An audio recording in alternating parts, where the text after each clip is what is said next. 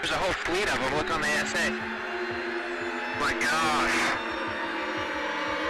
They're all going against the wind. The wind's 120 knots from the west.